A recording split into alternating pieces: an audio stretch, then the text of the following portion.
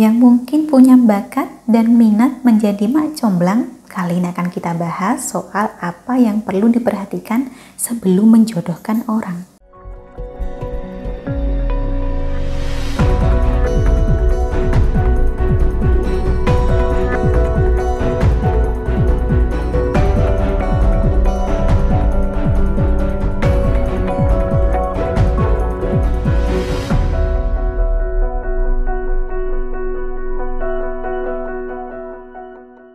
Salam Rahayu, dengan Dewi Sundari di sini. Apa kabar Anda?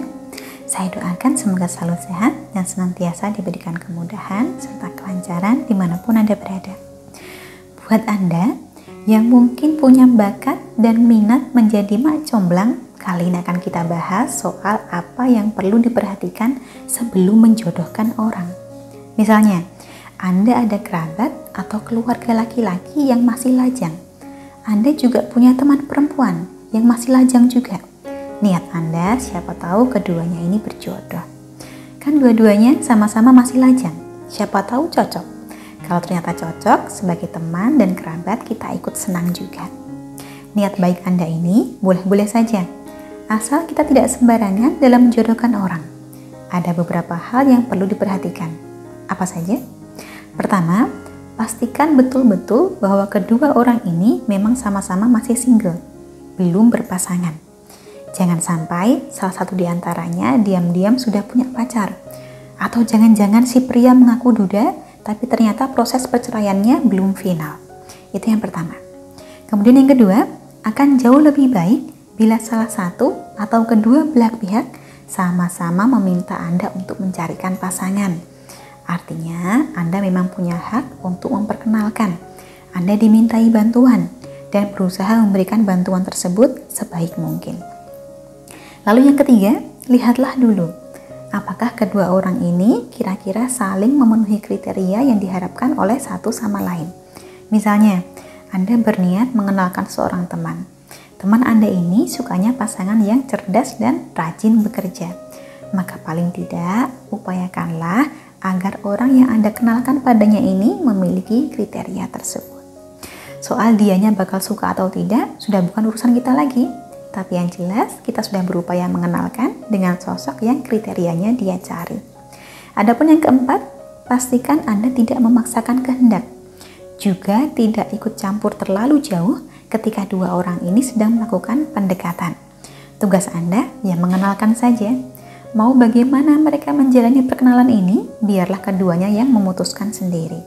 Kita tidak perlu ikut menyetir, juga tidak perlu banyak bertanya. Doakan saja. Siapa tahu jodohnya mereka berdua memang datang lewat bantuan Anda. Kelima, Anda juga harus siap dengan resikonya. Kalau ternyata mereka cocok, Anda ikut senang. Tapi kalau ternyata tidak cocok atau malah terjadi hal-hal yang tidak diinginkan, misalnya perselisihan atau pertengkaran, ya Anda akan ikut terseret juga. Makanya, kebanyakan orang tidak mau menjodoh-jodohkan bukan karena tidak ada kenalan yang masih lajang, tapi karena sekedar tidak mau disalahkan kalau ternyata tidak sesuai dengan harapan. Sedangkan hal keenam yang semestinya menjadi pertimbangan kita sebelum menjodohkan seseorang adalah kesepadanan. Ini yang seringkali dilewatkan orang. Taunya ya sama-sama lajang. Satu laki-laki, satu perempuan. Siapa tahu bisa jadian. Padahal selain sama-sama lajang, kita perlu juga mempertimbangkan apakah kedua orang ini sepadan. Karena kalau tidak sepadan, hasilnya akan kasihan salah satu. Kiranya orang yang Anda jodohkan ini adalah orang yang berpendidikan, atau cantik, atau tampan, atau cerdas, maka kenalkanlah dengan orang yang kira-kira setara. Memang, semua orang pasti punya kekurangan. Tapi tiap orang juga pasti punya kelebihan. Anda ukurlah dulu apakah kira-kira timbangannya ini seimbang. Sebab hanya karena seseorang itu masih lajang, bukan berarti ia akan menerima siapapun yang disodorkan kepadanya. Paling tidak, dua orang ini sepadan atau memiliki kesamaan pandangan. Karena modalnya berumah tangga itu bukan sekedar sama-sama lajang. Itulah kurang lebihnya 6 hal yang perlu kita pertimbangkan sebelum menjodohkan seseorang. Semoga bermanfaat bagi Anda yang berencana jadi mak comblang. Akhir kata dari saya cukup sekian. Terima kasih banyak telah menyaksikan. Sampai jumpa di kesempatan selanjutnya dan salam Rahayu.